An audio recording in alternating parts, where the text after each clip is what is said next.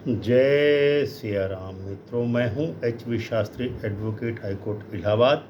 और आज हम करने जा रहे हैं एक ऐसा विश्लेषण जो शायद आपने पहले कभी नहीं सुना होगा। आज हमारे सामने दो कुंडलियां मौजूद हैं। एक कुंडली है स्वतंत्र भारत माता की, स्वतंत्र भारत की जन्म कुंडली 15 अगस्त 1947 रात के ठीक 12:15 दिल्ली में जब पंडित जवाहरलाल नेहरू ने कहा था, ट्राइस्ट विद द डेस्टिनी। और दूसरी कुंडली है एक ऐसी सत्ता की, एक ऐसे आंदोलन की जो मई 2026 में रातों रात वायरल हो गया, जिसका नाम है कॉकरोच जनता पार्टी। मित्रों, ये एक महज राजनीतिक व्यंग नहीं है, यह महज एक इंटरनेट मीम ही नहीं है। जब लाखों युवाओं का गुस्सा एक कॉकरोच के सिंबल में कैद हो जाए, तो ज्योतिष को उस ऊर्जा को समझना ही पड़ता है। और आज मेदिनी ज्योतिष के शाश्वत सिद्धांतों पर हम इन दोनों कुंडलियों को आमने सामने रख करके विश्लेषण करने वाले हैं, क्योंकि ग्रह कभी भी झूठ नहीं बोलते, काल चक्र कभी रुकता नहीं और सत्य कभी छुपता नहीं। तो चलिए शुरू करते हैं दोनों कुंडलियों का मेदिनी ज्योतिष के आधार सिद्धांतों के आधार पर एक विशद विश्लेषण। तो पहले बात करते हैं भारत माता की पवित्र जन्म कुंडली की। 15 अगस्त 1947 रात को 12:15 पर दिल्ली में जब लग्न उदय हुआ तो लग्न था वृषभ और लग्न का नक्षत्र था कृत्तिका नक्षत्र। कृत्तिका नक्षत्र अग्नि का नक्षत्र है, इसके देवता हैं अग्निदेव, और इसका स्वभाव ही है काटना, शुद्ध करना और भस्म करना। तो मित्रों, क्या आपको याद है कि भारत का जन्म किन परिस्थितियों में हुआ था?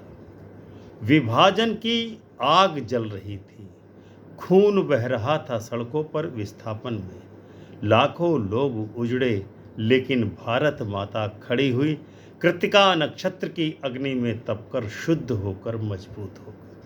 अब देखिए, लग्न में राहु है भारत की स्वतंत्र भारत की कुंडली में कृत्तिका नक्षत्र पर। राहु लग्न में ये बताता है कि भारत की नियति अत्यंत ही असाधारण है।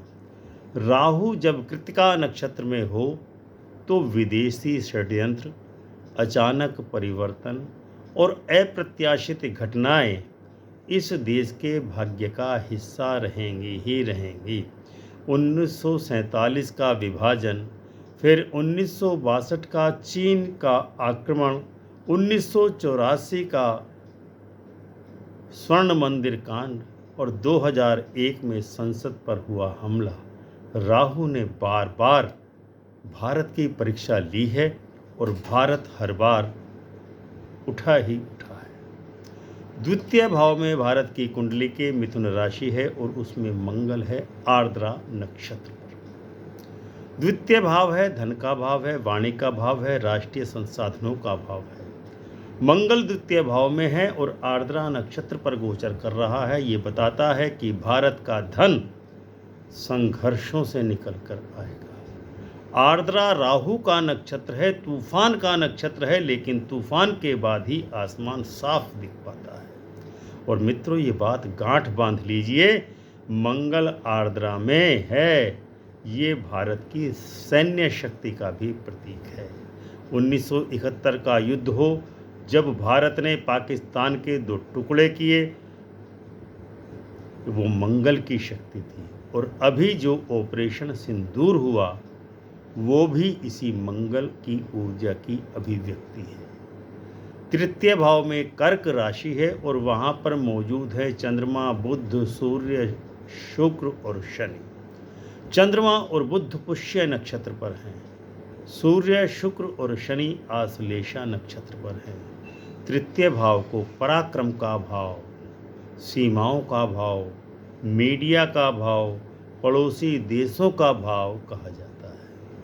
मित्रों, 5 ग्रह एक साथ कुंडली के तीसरे भाव में हैं तो ये क्या कहते हैं? पुष्य नक्षत्र में चंद्रमा, चंद्रमा का स्वयं का नक्षत्र, ये कहता है कि भारत की जनता जब भी संकट में आई तो एकजुट हुई है। चाहे 1965 हो, 1971 हो, 1999 हो, जनता ने अपने सेना के पीछे, अपने जवानों के पीछे खड़े होकर के दिखाया कि वो भारत की सेना के साथ है। सूर्य, शुक्र और शनि आश्लेषा में है, ये एक महत्वपूर्ण योग है। सूर्य सत्ता का कारक है, शनि न्याय का प्रतीक है और आश्लेषा नक्षत्र सर्प यानी नाग का प्रतीक है, छल का प्रतीक है, गुप्त शत्रुओं का प्रतीक है। ये बताता है कि भारत की सत्ता को हमेशा आंतरिक शत्रुओं से सावधान रहना पड़ेगा, जयचंदों से सावधान रहना पड़ेगा। घर के भीतर बैठे गद्दार बाहरी दुश्मन से ज़्यादा खतरनाक होते हैं। छठवें भाव में तुला राशि में बृहस्पति विशाखा नक्षत्र पर हैं। छठा भाव है शत्रुओं का भाव, रोग का भाव, ऋण का भाव, संघर्ष का भाव, दुश्मनों का भाव। बृहस्पति छठे भाव में है। ये कहता है कि भारत के शत्रु बड़े बड़े और संगठित होंगे, लेकिन साथ ही ये भी कहता है कि भारत के पास शत्रुओं को परास्त करने के लिए एक ईश्वरीय शक्ति भी होगी। विशाखा नक्षत्र इंद्र और अग्नि दोनों का नक्षत्र है, जो कहता है कि लक्ष्य निर्धारित करो, उससे विचलित होने की कोशिश मत करो, विचलित मत हो।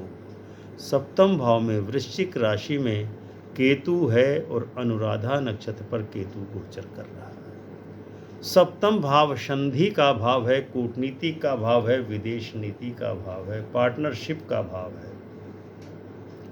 केतु सप्तम भाव में ये बड़ी मजबूती के साथ कहता है कि भारत की विदेश नीति हमेशा रहस्यमय रहेगी, अप्रत्याशित रहेगी, क्योंकि अनुराधा नक्षत्र मित्रता का नक्षत्र है, जो कहता है कि भारत मित्र तो बनाएगा अन्य राष्ट्रों को, लेकिन अपनी शर्तों पर बनाएगा।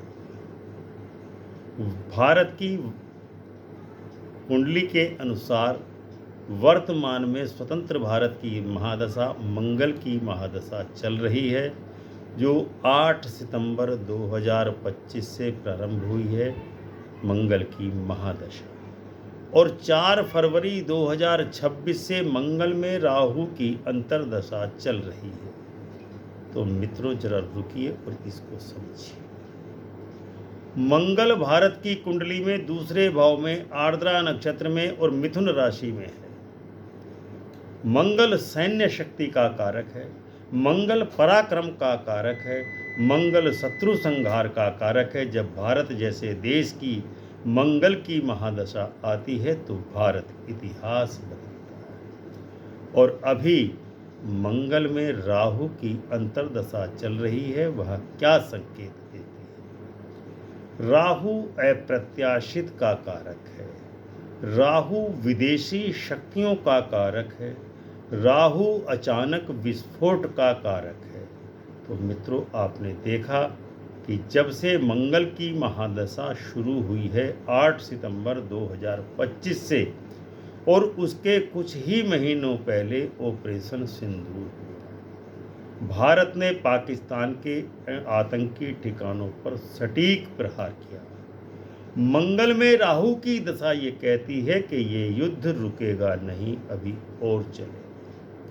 भारत की नीति एग्रेसिव होगी, अनएक्सपेक्टेड होगी और शत्रुओं को चौंकाने वाली होगी। लेकिन एक बात और कहता है मंगल में राहु का संयोग कि आंतरिक अशांति भी बढ़ेगी। जो लोग भारत के भीतर बैठकर भारत को कमज़ोर करना चाहते हैं वह भी सक्रिय होंगे, और यहीं से जुड़ती है काकरोच जनता पार्टी के उद्गम की कहानी। काकरोच जनता पार्टी, इसका जन्म, कारण और कुंडली क्या कहती है? मित्रों अब आते हैं हम दूसरी कुंडली पर। 16 मई 2026 को भारतीय मानक समय के अनुसार 11:42 पूर्वाह्न के दिल्ली में का समय है। ये है काकरोच जनता पार्टी के जन्म की कुंडली। पहले समझते हैं कि ये काकरोच जनता पार्टी आई कहाँ से है। भारत के माननीय मुख्य न्यायाधीश सूर्यकांत जी की एक टिप्पणी वायरल हुई, जिसमें उन्होंने बेरोजगार युवाओं की तुलना कॉकरोच और पैरासाइट से किए जाने का दावा किया। उस एक शब्द ने करोड़ों युवाओं के दिल में एक आग जला दी। अभिजीत दिप्के नाम के एक व्यक्ति ने 16 मई 2026 को कॉकरोच जनता पार्टी लॉन्च की, केवल इंटरनेट पर। कुछ ही दिनों में इंस्टाग्राम पर इसके 20 मिलियन फॉलोवर बन गए। मैं भी कॉकरोच का ट्रेंड चलने लगा, लेकिन भारत सरकार ने खतरा भांपते हुए इस कॉकरोच जनता पार्टी के एक्स अकाउंट को विदहोल्ड कर दिया। सुप्रीम कोर्ट में PIL फाइल हुई है और पूरे देश में कॉकरोच जनता पार्टी के उद्गम पर बहस चल रही है। मित्रों, अब इसकी कुंडली देखते हैं कॉकरोच जनता पार्टी की। लग्न की राशि है कर्क और नक्षत्र है आश्लेषा। यहीं रुक जाइए, अब आप देखिए। आश्लेषा नक्षत्र गंडांत नक्षत्र है। गंडांत का अर्थ है जल और अग्नि तत्व का संधि स्थान, जहां एक तत्व समाप्त होता है दूसरा तत्व शुरू होता है। ये अत्यंत ही संवेदनशील और अस्थिर जन्म होता है। और आश्लेषा के नक्षत्र के देवता हैं नाग यानी सर्प। तो इस मूवमेंट का सिंबल है कॉकरोच और इसका नक्षत्र है सर्प का नक्षत्र। तो दोनों का स्वभाव देखिए। सर्प भी कॉकरोच भी छुपकर रहना चाहता है, अंधेरे में पनपना चाहता है। अचानक प्रकट होना और भय पैदा करना इनका स्वभाव है। ये कोई संयोग नहीं है, ये काल चक्र की भाषा है, जिसके कारण इस कॉकरोच जनता पार्टी का उद्भव हुआ। द्वितीय भाव में सिंह राशि है और उसमें केतु विद्यमान है, मघा नक्षत्र है। केतु मघा में और यह मघा नक्षत्र केतु के स्वयं के स्वामित्व वाला नक्षत्र है। मघा नक्षत्र को वैसे पितरों का नक्षत्र, सिंहासन का नक्षत्र, राजसत्ता का नक्षत्र माना जाता है। केतु जब मघा में होते हैं तो वो कहता है कि पुरानी सत्ता से विद्रोह के अंकुर फूट रहे हैं। ये मूवमेंट एस्टेब्लिशमेंट के खिलाफ है, पुराने तंत्र के विरुद्ध है, पुराने सिस्टम के विरुद्ध है। लेकिन केतु द्वितीय में धन और वाणी के भाव में है, तो ये कहता है कि इसके संसाधन स्थायी नहीं होंगे। जितनी तेजी से इस पार्टी की फंडिंग आई है उतनी ही तेजी से फंडिंग वापस भी जा सकती है। अष्टम भाव में कुंभ राशि में राहु है, शतभिषा नक्षत्र पर। राहु अष्टम भाव में होना ये अत्यंत ही महत्वपूर्ण संकेत है। शतभिषा नक्षत्र पर राहु है तो ये शतभिषा नक्षत्र का स्वामी भी राहु है। अष्टम भाव बताता है गुप्त बातों का भाव कहलाता है, रहस्यों का भाव कहलाता है, अचानक परिवर्तन का भाव कहलाता है और मृत्यु तुल्य कष्टों का भाव भी कहलाता है।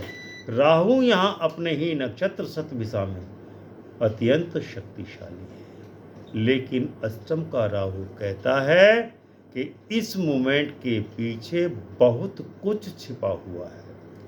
फाउंडर की पॉलिटिकल कनेक्शंस पर जो सवाल उठे हैं वो इसी अष्टम राहु की देन है। शतभिषा का मतलब है 100 चिकित्सक, यानी कि 100 डॉक्टर्स। ये नक्षत्र कहता है कि ये मूवमेंट खुद को हील करने की कोशिश करेगा, लेकिन इसके पीछे रहस्य हमेशा ही बना रहेगा। नवम भाव में मीन राशि का शनि है जो रेवती नक्षत्र के पास है। यहाँ एक और दूसरा गंडांत उत्पन्न हो रहा है। मीन राशि का शनि रेवती नक्षत्र में है और रेवती नक्षत्र भी गंडांत नक्षत्र कहलाता है। शनि रेवती में नवम भाव में। नवम भाव धर्म का भाव, भाग्य का भाव, उच्च न्यायालय का भाव, सुप्रीम कोर्ट का भाव कहलाता है। शनि यहाँ पर सुप्रीम कोर्ट में PIL फाइल होगी, ये कोइंसिडेंस नहीं है। शनि न्याय देने वाला ग्रह है। नवम भाव ये कहता है कि न्यायिक हस्तक्षेप पर इस हस्तक्षेप ही इस मूवमेंट को परिभाषित करेगा। रेवती का गंडांत होना कहता है कि न्यायिक मामले स्थिर रहेंगे और निर्णय अटकेंगे। और सबसे महत्वपूर्ण बात यह है कि शनि एकादश भाव में बैठे हुए सूर्य और बुध को अपनी तीसरी और पूर्ण दृष्टि से देख रहा है। अब आते हैं दशम भाव के महायोग पर। यह सबसे रोमांचक भाव इस कॉकरोच जनता पार्टी का बन रहा है। दसम भाव में वृश्चिक राशि है और यहाँ पर लग्न का स्वामी यानी लग्नेश चंद्रमा दशमेश मंगल के साथ बैठा हुआ पूर्ण मजबूत। चंद्रमा भरणी नक्षत्र पर है, मंगल अश्वनी नक्षत्र पर है। इस योग को थोड़ा ध्यान से समझने की कोशिश कीजिए। लग्नेश और दशमेश का दसम भाव में एक साथ होना ये एक राजयोग का संकेत है। दसम भाव कर्म का भाव, राजनीति का भाव, प्रतिष्ठा का भाव, मान सम्मान का भाव होता है। जब लग्नेश और दशमेश दोनों दसम भाव में हो और मंगल स्वयं राशि में हो तो उस व्यक्ति या संस्था की राजनीतिक महत्वाकांक्षा बहुत ही तीव्र होती है। और मंगल अश्विनी नक्षत्र में गोचर करते हुए लग्न को पूर्ण दृष्टि से देखते हुए बलवान बना रहा है। अश्विनी नक्षत्र केतु का नक्षत्र है, शीघ्रता का नक्षत्र है, अचानक प्रकट होने का नक्षत्र है। तो क्या ये मूवमेंट वास्तव में उतना ही स्पॉन्टेनियस है जितना दिखता है, या इसके पीछे एक सुनियोजित राजनीतिक रणनीति है? मंगल चंद्रमा की दसम भाव में युति ये इमोशनल पॉलिटिक्स का प्रतीक है। जनता की भावनाओं को एक डायरेक्शन में मोड़ने का प्रयास है। चंद्रमा भरणी नक्षत्र पर है और भरणी नक्षत्र यम का नक्षत्र है, जीवन और मृत्यु के बीच का नक्षत्र है। ये मूवमेंट जनता की उस पीड़ा को रिप्रेजेंट करता है जो मृत्यु तुल्य कष्ट जनता भोग रही है। बेरोजगारी की पीड़ा के रूप में, भविष्यहीनता की पीड़ा के रूप में, आर्थिक विपन्नता के पीड़ा के रूप में। लेकिन मित्रों, भरणी का एक और पहलू भी होता है। ये नक्षत्र जो धारण करता है उसे एक दिन छोड़ना ही पड़ता है। एकादश भाव में वृषभ राशि है जिसमें सूर्य और बुध कृतिका नक्षत्र पर गोचर कर रहे हैं। एकादश भाव लाभ का भाव कहलाता है, मित्रता का भाव कहलाता है, मित्रों का भाव कहलाता है, आय का भाव कहलाता है, बड़े सपनों का भाव कहलाता है। सूर्य और बुध कृतिका में, एकादश में, यानी आर्थिक लाभ प्राप्त करने की अत्यंत तीव्र इच्छा रहेगी। क्राउड फंडिंग, डोनेशन, मर्चेंडाइज सब इसी योग की अभिव्यक्ति है। लेकिन शनि इसी योग को देख रहा है, सूर्य और बुध को, और शनि कहता है कि जो भी कमाओगे उसका हिसाब किताब तो देना ही पड़ेगा, छुपा नहीं पाओगे। द्वादश भाव में मिथुन राशि है और बृहस्पति और शुक्र की युति बन रही है। बृहस्पति पुनर्वसु नक्षत्र पर अपने स्वामित्व वाले नक्षत्र पर है, जबकि शुक्र मृगशिरा नक्षत्र पर गोचर कर रहा है। द्वादश भाव व्यय का भाव है, विदेश का भाव है, विदेश नीति का भाव है, मोक्ष का भाव है और गुप्त शत्रुओं का भी भाव है। बृहस्पति द्वादश में होना पुनर्वसु में ये कहता है कि इस मूवमेंट के पीछे बहुत बड़ी इंटेलेक्चुअल एनर्जी छिपी हुई है। कोई बड़ा दिमाग, कोई बड़ी प्लानिंग इसको शेप देने में लगी हुई है। पुनर्वसु का अर्थ है पुनर्वापसी, फिर से अच्छा हूँ। यानी कि ये मूवमेंट कहता है कि हम टूटे नहीं हैं, हम वापस आएंगे, क्योंकि भारत की सरकार ने इनका Twitter handle, Instagram handle, website सब डिलीट कर दिया है। शुक्र मृगशिरा नक्षत्र में है, जो रचनात्मकता और सौंदर्य बोध यानी कि मीम्स, सेटायर, आर्ट इस मूवमेंट की ताकत बनने वाली है। लेकिन बृहस्पति शुक्र का द्वादश भाव में होना ये एक चेतावनी भी देता है। ये ऊर्जा है, ये बुद्धि है, ये रचनात्मकता है, व्यय हो रही है अनावश्यक रूप से, लेकिन सकारात्मक दिशा में व्यय नहीं हो रही है। तो दो कुंडलियों का संग्राम मेदिनी ज्योतिष का निर्णय इस संबंध में क्या कहता है? अब हम बात करते हैं दोनों कुंडलियों की सीधी तुलना की मेदिनी ज्योतिष के सिद्धांतों पर। पहला सिद्धांत, लग्न की स्थिरता। भारत माता वृषभ लग्न स्थिर लग्न की कुंडली है। वृषभ कभी हिलता नहीं, जैसे पृथ्वी अचल रहती है, जैसे पृथ्वी कभी नहीं हिलती। जबकि कॉकरोच पार्टी की लग्न कर्क लग्न है, चर राशि है, और चर राशि हमेशा गतिमान रहती है, हमेशा बदलती रहती है, कभी भी स्थिर नहीं हो सकती। मेदिनी ज्योतिष कहता है कि जिस राष्ट्र या संस्था का लग्न स्थिर हो, उसकी नींव हमेशा मजबूत होती है। दूसरा सिद्धांत है दशा का बल। भारत की मंगल की महादशा चल रही है और मंगल भारत की कुंडली के दूसरे भाव में है, आर्द्रा नक्षत्र में है, उच्च ऊर्जा में है, सैन्य शक्ति से समर्थ है, आर्थिक संघर्ष है, लेकिन अंततः विजय प्राप्त करने वाला मंगल है। जबकि कॉकरोच पार्टी की दशा शनि में, शनि का अंतर चल रहा है, और शनि कहाँ है? नवम भाव में, मीन राशि में, रेवती नक्षत्र के गंडांत में। ये नीच का शनि नहीं है, लेकिन गंडांत नक्षत्र में शनि है, और नवम भाव में न्यायिक जटिलता, धार्मिक विवाद और नेतृत्व संकट यही दशा देने वाला है। तीसरा संकेत है लग्नेश का बल। भारत की कुंडली में लग्नेश शुक्र तीसरे भाव में आश्लेषा नक्षत्र में है, संसाधनों की रक्षा करने में सक्षम है। जबकि कॉकरोच पार्टी का लग्नेश चंद्रमा दसम भाव में भरणी नक्षत्र में महत्वाकांक्षी है, लेकिन भावनात्मक रूप से अस्थिर है। भरणी नक्षत्र यम का नक्षत्र है, जो आज है कल नहीं भी हो सकता। चौथा सिद्धांत दशम भाव की शक्ति। भारत का दसम भाव कुंभ राशि, हालांकि यह भाव खाली है, लेकिन दशमेश शनि तृतीय भाव में है, कर्म स्थिर और संगठित कर रहा है। जबकि कॉकरोच पार्टी का दसम भाव मंगल चंद्रमा जिसमें बैठे हैं, अत्यंत शक्तिशाली सत्ता योग बना रहा है, लेकिन यह शक्ति इमोशनल है, स्ट्रक्चरल नहीं है। धरातल पर पार्टी का अस्तित्व नहीं है, बिना ढांचे की दिशाहीन शक्ति है। पांचवा सिद्धांत गंडांत का प्रभाव। कॉकरोच जनता पार्टी की कुंडली में दो गंडांत नक्षत्र आ रहे हैं, लग्न में आश्लेषा और नवम में रेवती। मेदिनी ज्योतिष में कहा जाता है कि गंडांत लग्न वाली संस्था अपने प्रारंभिक काल में ही बड़े संकट का सामना करने को मजबूर हो जाती है। शुरुआत जितनी विस्फोटक होती है, उतनी ही उसका अस्तित्व अस्थिर होता है।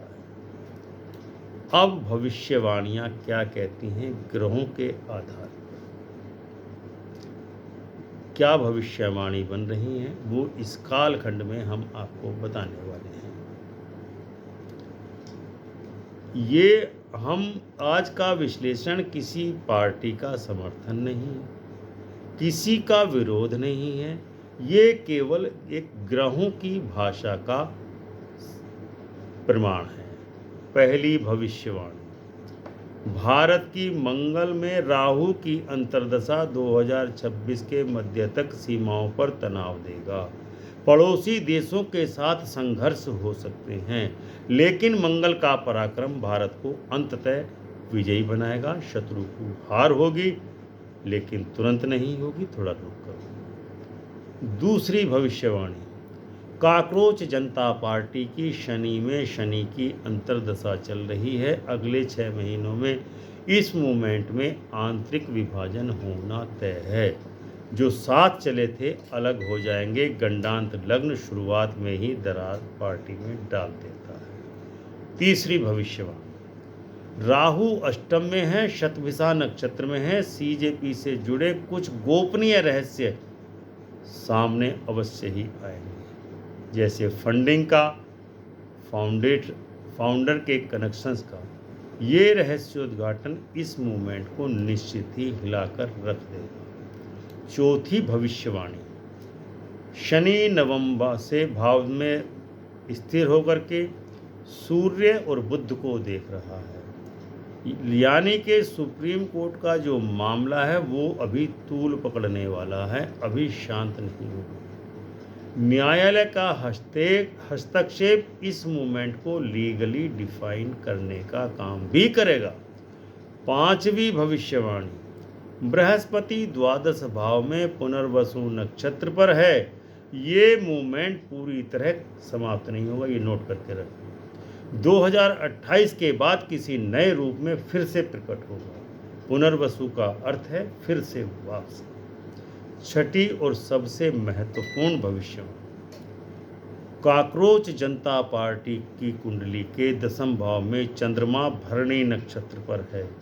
भरणी नक्षत्र यम का नक्षत्र है, यानी परिवर्तन का नक्षत्र है। ये मूवमेंट युवाओं की जो पीड़ा है, बेरोजगारी की जो पीड़ा है, नीट पेपर लीक की जो पीड़ा है, महंगाई की जो पीड़ा है, विपन्नता की जो पीड़ा है, वो पीड़ा रियल है, वो गुस्सा रियल है। लेकिन एक वर्चुअल मीम उस पीड़ा का समाधान नहीं हो सकता। ग्रह कह रहे हैं कि 2027-28 में एक असली युवा शक्ति उभरेगी, जो स्ट्रक्चर होगी, डिजिटल या इमोशनल नहीं। भारत माता का संदेश क्या है? भारत माता की कुंडली 78 साल पुरानी कुंडली है। इस कुंडली ने विभाजन देखा, आपातकाल देखा, आतंकवाद देखा, कोरोना जैसी महामारी देखी, और हर बार उठी और मजबूत होकर के भारत माता उठी है। वृषभ लग्न, कृत्तिका नक्षत्र, अग्नि का नक्षत्र, महांगल की महादशा। भारत अभी अपने सबसे शक्तिशाली काल में प्रवेश कर चुका है, और उस काल में जो भी भारत को कमज़ोर करने का प्रयास करेगा, चाहे वो बाहरी शत्रु हो, चाहे आंतरिक शत्रु, ग्रह उसको बख्शेंगे नहीं। कॉकरोच सर्वाइवल का प्रतीक है, ये सच है। भारत माता का गरुड़ भी जाग रहा है, और ये गरुड़ के सामने कॉकरोच सर्प कभी टिक नहीं सकता। तो युवाओं से मेरा एक संदेश है, हम आपके दर्द को समझते हैं, आपकी पीड़ा रियल है, आपका गुस्सा जायज़ है, लेकिन किसी वायरल ट्रेंड के पीछे मत भागिए, अपनी शक्ति को सही दिशा में लगाइए। ग्रह कह रहे हैं कि आपका समय आएगा और आने वाला है जल्दी ही। 2027-28 में आपकी आवाज़ एक असली बदलाव लाएगी। तब तक पढ़ते रहिए, तैयारी करते रहिए, और भारत माता की जय बोलिए। तो आज का विश्लेषण मित्रों आपको कैसा लगा, कमेंट में अवश्य लिखिए। अगर आप मानते हैं कि ग्रह सच बोलते हैं, अगर आप सीजेपी को युवाओं की आवाज़ मानते हैं, अगर आपको भारत माता पर पूरा विश्वास है, तो दोनों तीनों सभी ओपिनियंस का स्वागत है आपके, क्योंकि ज्योतिष कभी पक्षपात नहीं करता। अगर ये वीडियो आपको वैल्यूएबल लगी हो तो अभी सब्सक्राइब करें, बेल आइकन का बटन दबाएं, और अपने उन दोस्तों को शेयर करें जो इस देश का भविष्य जानना चाहते हैं। मिलते हैं अगले वीडियो में एक नए विश्लेषण और सत्य के साथ। तब तक भारत माता की जय, वंदे मातरम, जय श्री राम।